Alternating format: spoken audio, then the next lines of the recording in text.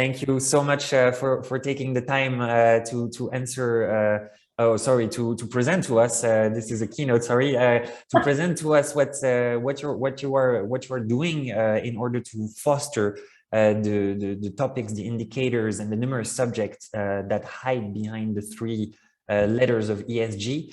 I'm really keen to hear you. So with no further ado, I'm going to stop talking and cut my mic off. And the stage is yours. Welcome and thank you, Hannah. Thank you. So hi everyone. As Nathan said, I'm Hannah. I wear two hats. One is I'm a partner of Houghton Street Ventures. We are a new London-based venture firm in partnership with the London School of Economics, backing companies founded by students and alumni of the university globally, and also co-founder of Venture ESG, a global initiative that was founded by us at Houghton Street Ventures and GMG Ventures, who are a London-based fund backed by the Scott Trust, who own the Guardian newspaper. And we are driving forward the adoption of ESG within the venture industry. So today I'm going to talk to you about the genesis of Venture ESG, what our vision is, and how the community has formed and why it appears, I mean, at least for now, because we haven't been going very long, to be flourishing. So the story of how it came about, I think it's pretty important, because I do think it speaks to how a lot of communities form and how they should form. So if you rewind about 15 months ago at Houghton Street Ventures, we were thinking about what it meant to be aligned to social sciences and humanities, which is obviously what the London School of Economics is really all about. What does that mean for how we invest and the companies we invest in? We're not looking at just businesses that have a social impact, where impact is in lockstep with growth, but we're looking at businesses that are operating in a responsible, inclusive, and sustainable way. And we ourselves as a fund wanted to operate in that way too. So we started, the closest reference point for us was being ESG aligned. But when we started looking at ESG in the venture industry and what frameworks and processes people were using, we realized that there were no guidelines and no toolkits out there. It was kind of a desert of information. There was none of the current ESG processes and frameworks seemed to be fit for purpose for what we were doing. So we were experiencing this problem ourselves. So we would occasionally get introduced to other people who, funds in Israel, funds in Germany, funds in the US, funds in France, who were starting to think about this, and this problem was starting to niggle. They also had no guidelines and no toolkits. So we as Houghton Street Ventures and GMG Ventures started to build this very specific ESG framework, one that was fit for purpose for startups and for venture. And we would connect with all of these people we were talking to, and we would have them feed into this framework to make it more robust. So we'd talk to startups, we'd talk to VC funds, we would talk to the LSE, folks at Harvard, subject matter experts, and kind of co-design this framework with them. And as we were going through this process, we started bandying around the term coalition. What happens if we built out a coalition? Because it seemed that the major value at that time was actually us connecting that growth stage fund with that growth stage fund in Israel, with that growth stage fund in France, or that consumer tech focused fund in the UK, with that consumer tech focused fund in Germany, to figure out what issues matter to them both.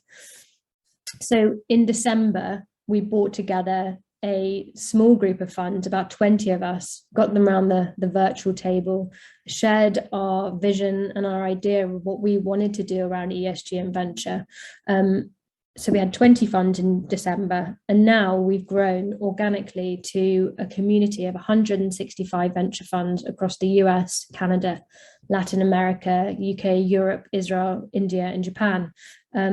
And this, as I say, has happened totally organically. It's just through conversations, word of mouth. We've had a few pieces presented and written up, but it's all just happened kind of not intentionally, as it were. And myself, I always have to say that I'm not an ESG expert. I've worked in international development, in impact, and tech, and helped set up a data ethics consultancy, but I would never ever say that I was an expert in ESG. And what we are doing in Venture ESG is actually providing a catalytic role and providing and curating a forum where people can join and co-design and share best practice. So I guess this brings us to the issue of what Venture ESG really is and what are we seeking to achieve. So we really exist now to promote ESG in the venture industry and try to work with funds and companies to instill more responsible, sustainable, inclusive practices in terms of how they operate and how they're growing. We want to provide a forum where people can share, can access best practice, knowledge, insight, and resource. And we're starting to work with key players in the industry to design and create some of these best practice material, which can then be disseminated more broadly.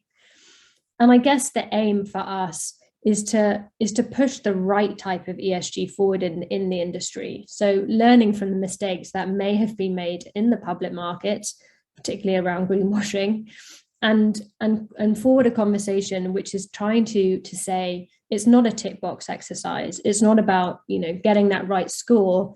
It's more about integrating all of these factors and issues into the very core of how we operate from the get-go, both as a fund and as a company.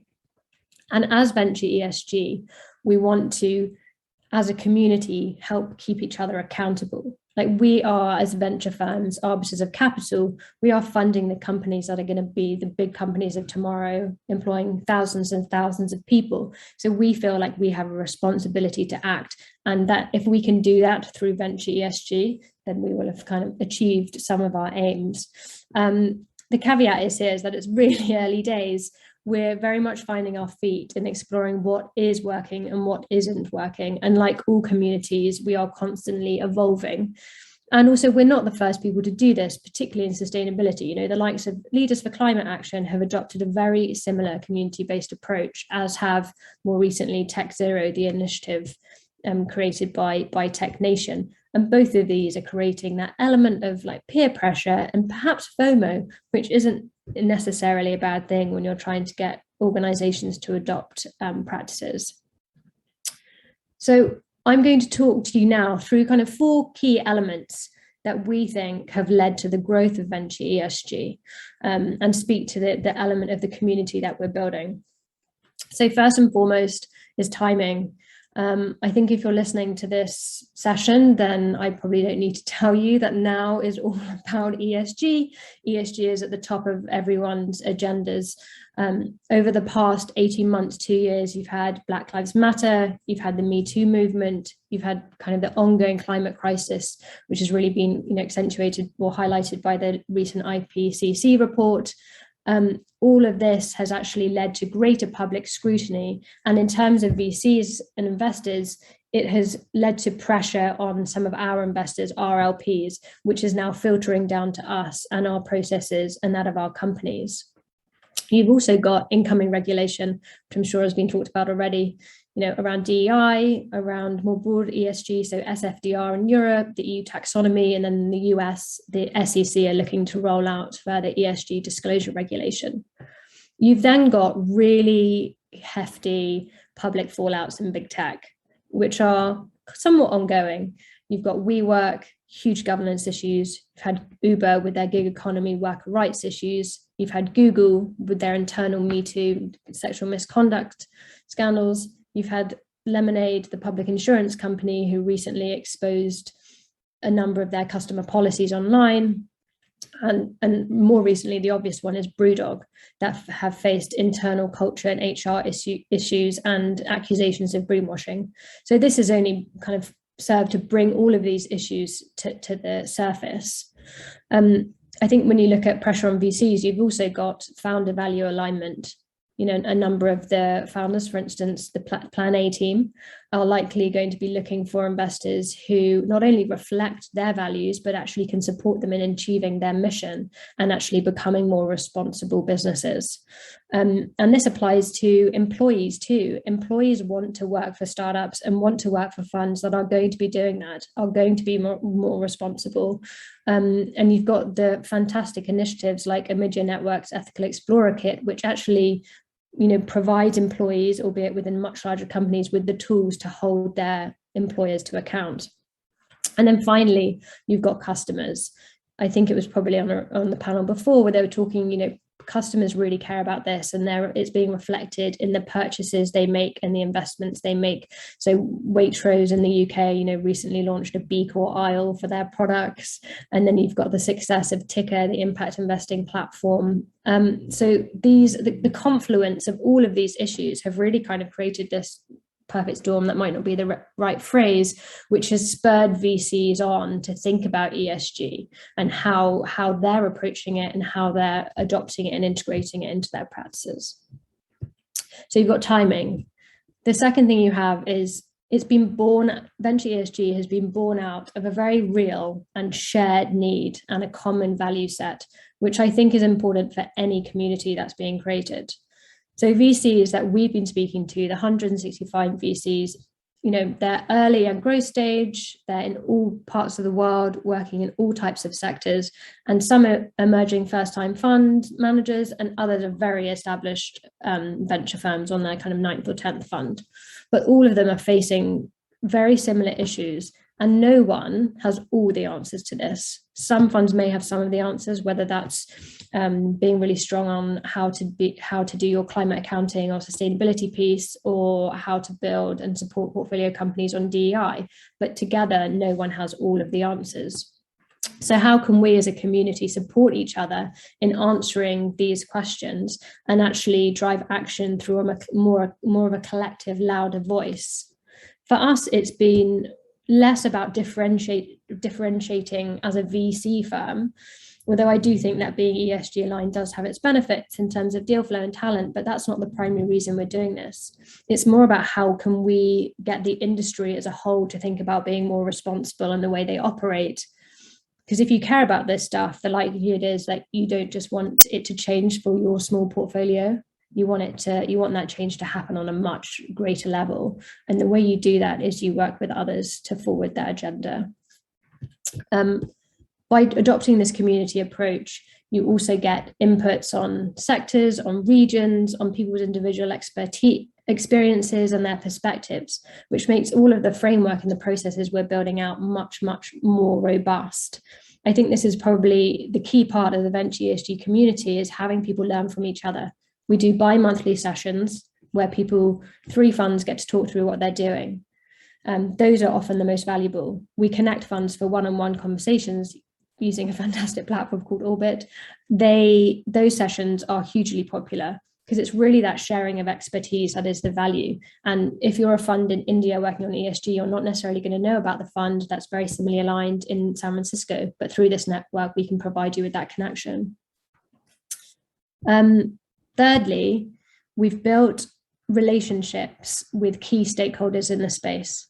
As I said before, we aren't experts. We're a VC trying to solve a problem for other VCs, but we don't have credibility in the world of ESG. We think in order to make this community and initiative strong and have a voice, we need to surround ourselves and get involvement from people who know about these issues. So to that end, we've built out an academic council. So we have academics from the likes of LSE, from Oxford, from Cambridge, from Brown, from NYU, from Harvard, all who are working on these issues in some way, shape, or form, and can add to all of the work that we're producing and our thinking. We've also built out an LP working group. So we want to connect everyone in this ecosystem. So if LPs are thinking about how they're integrating better ESG practices, that can filter down into what GPs are doing and to companies. So we want to connect the dots there too. We released a survey with the PRI a few months ago, so bringing in what they're doing and their member signatories. And lastly, we run sessions with the likes of Amnesty International on human rights and climate with the Carbon Trust. So we think that really bringing the whole ecosystem together is going to create a very strong foundation for us as an initiative and a community. And then the fourth thing is that we've always set out to be neutral, to be open source and collaborative. We, a few months ago, set ourselves up as a non-profit, but it goes beyond that. We want everyone in the community feel like they have a say, and that they have a say in creating who we are and what we stand for, which will only lead to greater buy-in. We want to create a version of a shared ownership amongst us. which will only further the agenda of driving accountability as a community. So those are four key things that we think have led to Venture ESG doing what it's doing and being somewhat successful, depending on how you define success, 8 months into an organization's life. Timing, born out of a real and shared need and a common value set. Building relationships with key stakeholders, and being a neutral, open source, collaborative platform. So all in all, as I said, it's really early days. We've only been doing this since January. The community is very much still forming and taking shape. But I think the progress we've made to date really demonstrates that in order for us as a whole to tackle the big questions and issues, we're best doing this together, collaborating and leveraging the wisdom of the crowd.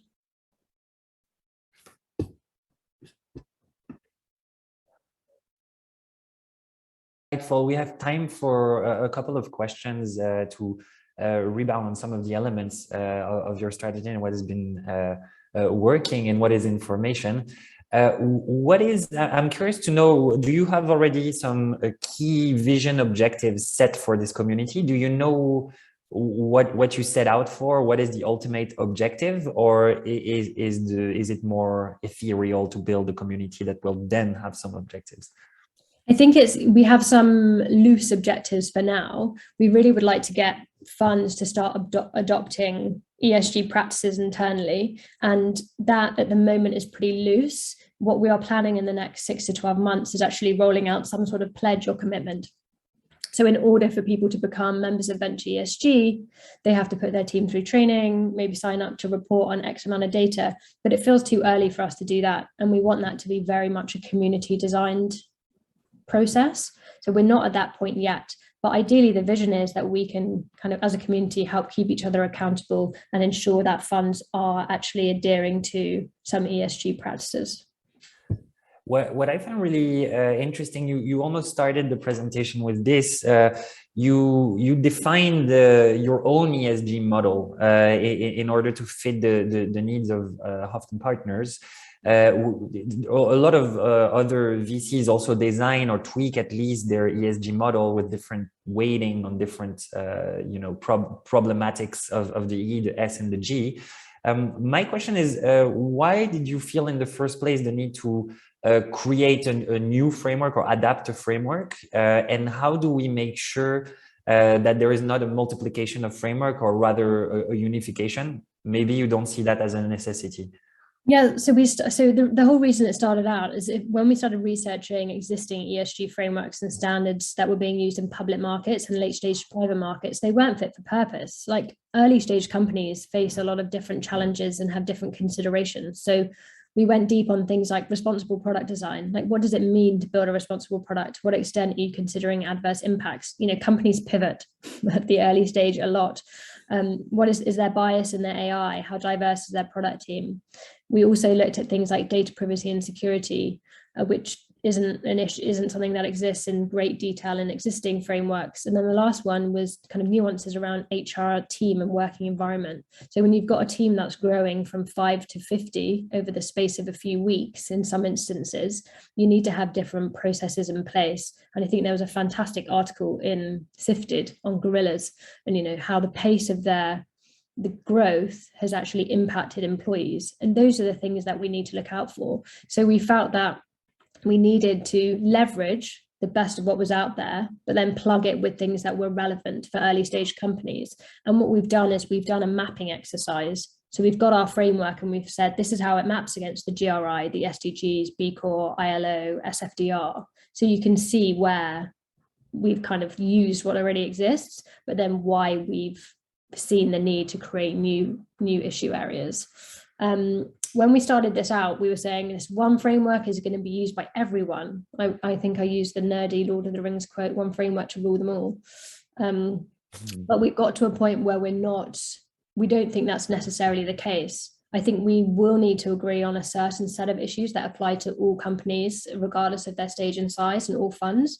But funds, depending on their sector focus, and companies on the sector focus, are going to go deep on different issues. You know, if you've got a fund that's investing across the food value chain, they're going to look at very different things if you've got a fund that's investing in B2B SaaS.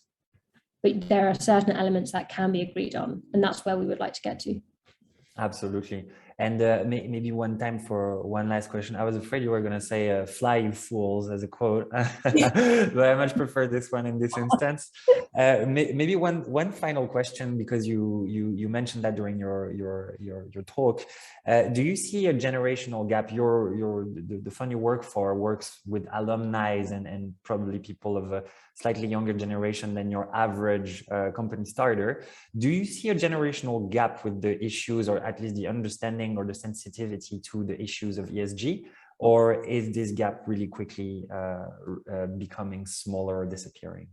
I think it's the tendency for us to say that it's something that applies to younger generations, and maybe they create companies with this as the fabric of their company from the get-go, and they really care. But I think it would be unfair to say that older generations don't care about this stuff, at least in our group. We haven't seen that in our group, but I think if you were to look at employees and customers and founders more broadly, you might see some of that trend. Anna, thank you so much. We're unfortunately almost out of time. It was a pleasure to have a little bit more insight on how we can build a ESG community. Maybe a final word on how can we encourage your community to grow? Where can we find you? Sadly, our website isn't up yet, but you can find us on LinkedIn. So come and like our page and get in touch if you want to learn more with either us at Houghton Street Ventures, or Ginny and Denise at GMG, or Johannes Leonhard, who's our academic advisor from Cambridge. Any of us would be happy to chat. Thank you so much, Hannah, for coming in, and I wish you a really good end of the week. I'm sure your work doesn't stop on the Friday though. Very best of luck for this weekend as well. Thank you so much for coming in, and on behalf of the whole of PIRATELive and its audience, thank you very much, and have a wonderful weekend. You too. Bye. Bye. Thank you so much.